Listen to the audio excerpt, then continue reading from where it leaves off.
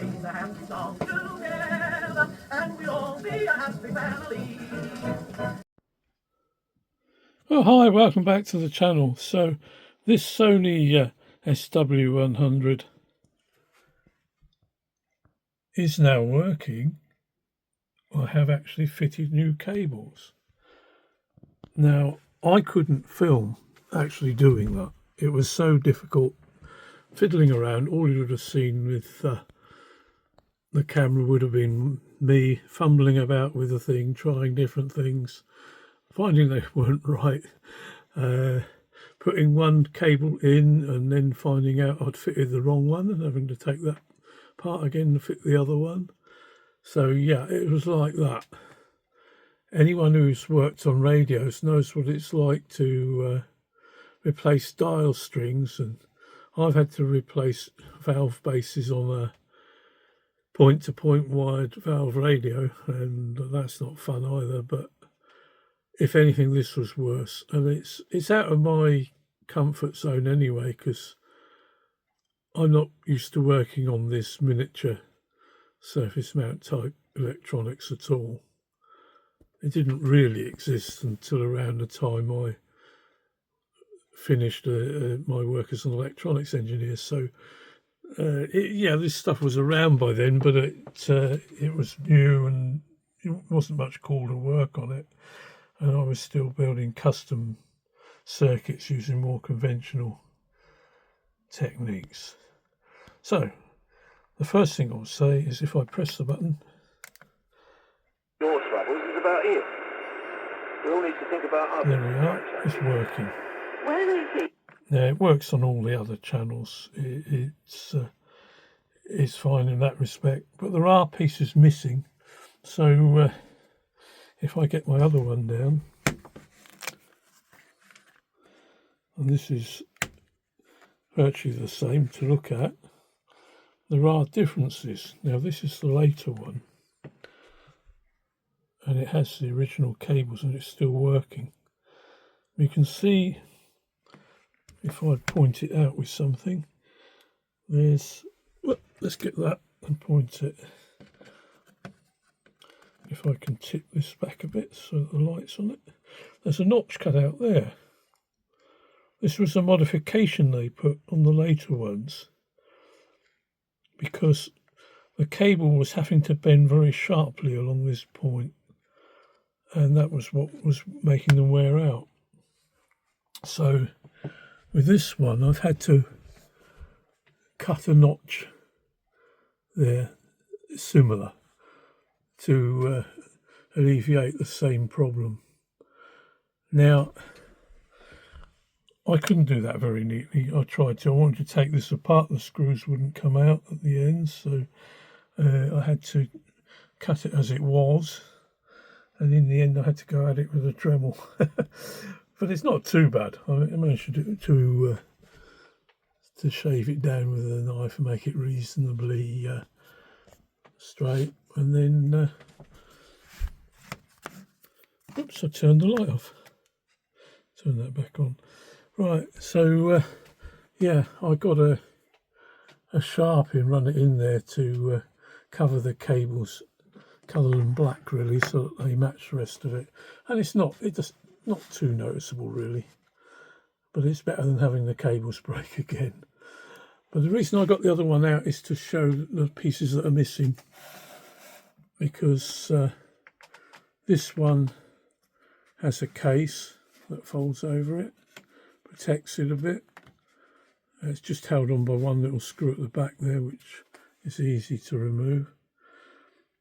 That is missing on this one.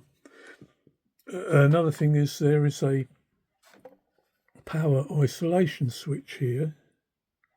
It says main power on off, and unfortunately that is missing, which just disconnects the batteries altogether.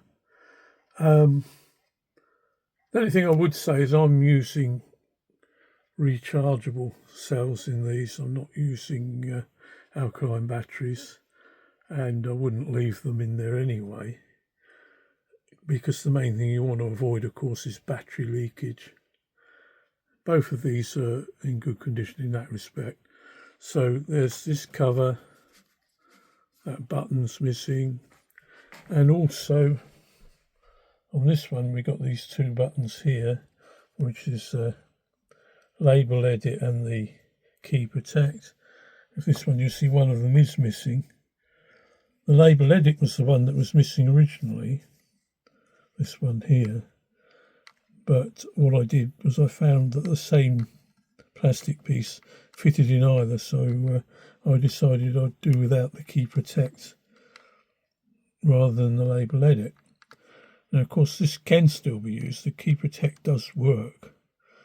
If you get something like a pen top, something plastic that's narrow enough to press down in there, you can operate that switch, so the key protect does work.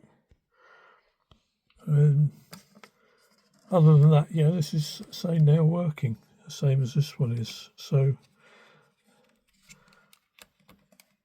that's just a look at the differences. Now, when it comes to doing these ribbon cables, the original ribbon cables that came out, there's two of them, and now I get this right, which I didn't when I was fitting it. There's a wider one and a narrow one. Now the wider one goes to the main board and connects into the top part here, and then the narrow one goes from the keyboard here into the top. So you have to fit those, but the new ones that come are not like that. I won't unwrap these because I'm going to keep them protected, but basically all they are is just a straight cable. I think they're 150 millimeters long, something like that. And here's the other one, which is the other way up. So you can see there's blue tabs this side of it. And if I just put them all the right way up, then you can see here the parts that I ordered. Now I've got these ones still wrapped up because I've got another SW100, and also if I made a mistake I would have had a spare, but both radios are now working. Now another thing that goes on these apparently sometimes is the push button switch is under here. I think it mainly happens due to battery corrosion, but I might be wrong with that, but apparently they are known to fail. And they're not expensive, so I've got a dozen of those. I've got them there in case I want them, or they might be useful for other things, but they're not expensive, as I say. So those are the parts. So looking at this thing, why is it so difficult? Well, one thing is, if you take one of these apart, lots of little bits and pieces fall out, which is probably how a previous owner has lost these bits. And they're quite simple to get into. There's just 4 screws in the back here, all indicated. You take those screws out, and then this is clipped together. And I do actually take it apart in my previous video. It is fairly easy to get apart. There's a little bit of fiddling around with the clips to get them to come off. And then what you do inside is you can unscrew the top pieces. This is just clipped on this back, and you can unscrew the speaker and the circuit board and unclip those from there and take them out. The reason I took them out was while I was cutting this notch in here, I didn't want to risk damaging that, so I took it out. And I could replace the cables without taking them out. Then I fitted the cables just to the base, the main board, which is in the base there, the broader cable. Although, as I say, by mistake I fitted the smaller one by mistake first and had to undo it all again, well, the bottom part of it, to fit the correct one. And then slot them through a tiny slot there, fit the keyboard one, which is a thinner cable, and slot it through. So you then have this part with the two cables coming out into behind this piece. And what I did there was to actually fit them, connect them up. And then, after I had connected them up, I checked the radio worked. I folded them down as best I could once they were connected so that I could get the back on. And that I found was probably the best way to do it. But what I will do is, in case anyone is looking at this to see how these go, you've got the main board, and when you're fitting the broader ribbon cable to the main board, the copper side of the tracks, the copper tracks, are up on this one, away from the board. So the tab, this tab on the end, which is blue, and this one, that tab will be down onto the board, and the copper track side is up, and you just push the replacement cable into the slot and press the little clip up to hold it there, and then post it through the slot. Now the keypad one, and this again is where people are going to be careful, because obviously you don't want to fit the cable upside down, nothing's going to happen. So the keypad one, the copper is down, the track side is down towards the board, and the blue tab is at the top, is above. So that's the opposite way. And then you post that one through the slot as well. So you've got these two coming through the slot, and of course they're straight. And as it come out onto this back panel at the top here, you then fit both the tracks with a copper track down to the board side, and the blue tab, well, it might not be blue on the ones you get, but the blue tab is on mine up, so that's visible, and the copper tracks are down towards the board. So if you look at this, the only one that is the other way up is the main board connection, where the copper track side is up, and on the other two is down towards the board side. So having got those through, as I say, I just connected them up to the slots, and then squashed them down as best I could to fit the back on, and that's got it working. So it does now function. Right, let's just have a look at what I've done inside.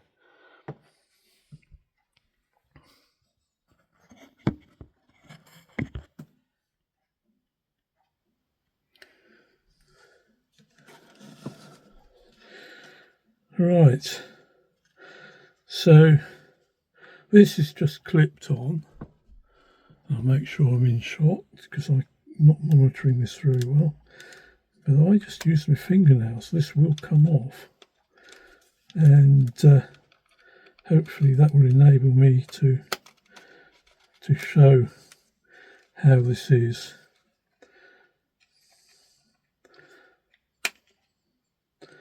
And it doesn't look that elegant,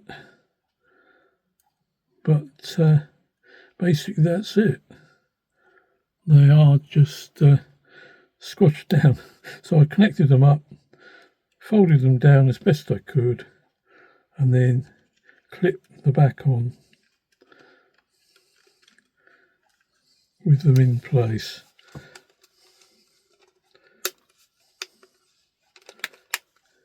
Probably out of shot there again. All I'm doing is pressing this top on.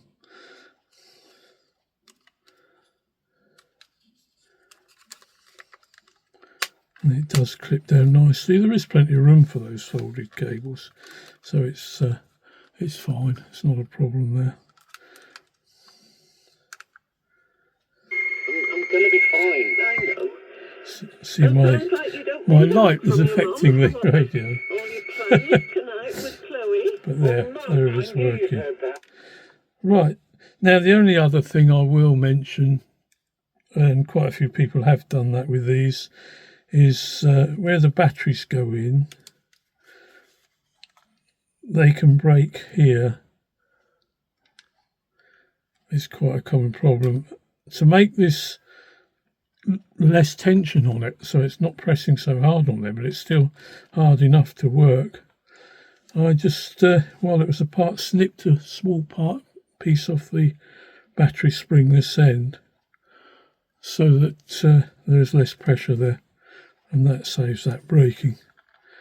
But that really sums it up. So I hope that's helpful, and I'm sorry that I couldn't really film it, but it wasn't practical to not only do this but to actually film it as well. All you would have seen was my hands doing this sort of thing and fumbling around with it, and probably the odd word that I don't think should be put on one of my videos. So yeah, I hope that helps somebody anyway. That's basically it. I now have 2 working SW100s, so that's nice to know. Thanks for watching, and bye for now. We'll catch you on the next one. Sing a happy song together, and we'll all be a happy family.